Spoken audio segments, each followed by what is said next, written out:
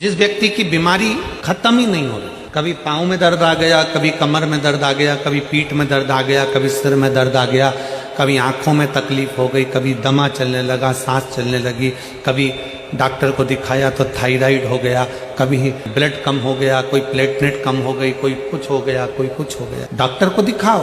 Doctor जो दवाई दे कुंदकेश्वर महादेव के नाम से उसको खाओ। तुमको ऐसा लगे कि ये शरीर का रोग तो समाप्त हो ही नहीं रहा, एक ना एक रोग चल ही रहा,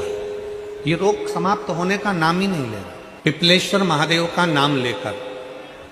और पिपलेश्वर महादेव का नाम लेकर किसी भी शिवालय में, शंकर के मंदिर में जाकर एक बेलपत्र रखकर उस जो प्रसाद तुम बना कर ले गए हो, जो तुम भोग बना कर ले गए हो, उसका स्पर्श कर कर पिपलेश्वर महादेव का नाम लेकर शंकर को उस भोग को रखकर, बेलपत्र रखकर शिवजी को 7 बार एक ही लोटे का जल, केवल एक लोटे का जल 7 बार उत्तर की ओर मुख कर कर दक्षिण में खड़े होकर शंकर के शिवालय पर 7 बार एक ही लोटे का जल 7 बार थोड़ा थोड़ा कर कर उसको गिरा दीजिए, शिव जी के ऊपर चढ़ा दीजिए 7 बार। बाद में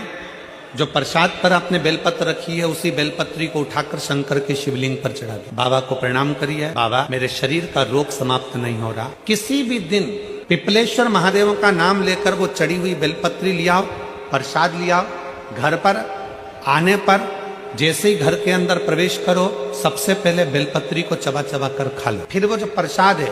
उस प्रसाद को 7 गांठ से थोड़ी थोड़ी देर में 7 बार में उसको खा लेना। बाबा देवाधिदेव महादेव का नाम लेकर, पिपलेश्वर महादेव देव का नाम लेकर प्रणाम कर कर जल का आचमन,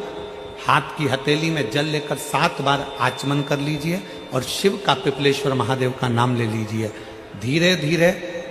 15 दिन लगेंगे और 15 दिन में बीमारियां अपने आप कम होना प्रारंभ हो जाएगी और बाबा आपका हाथ पकड़कर आगे बढ़ाएंगे।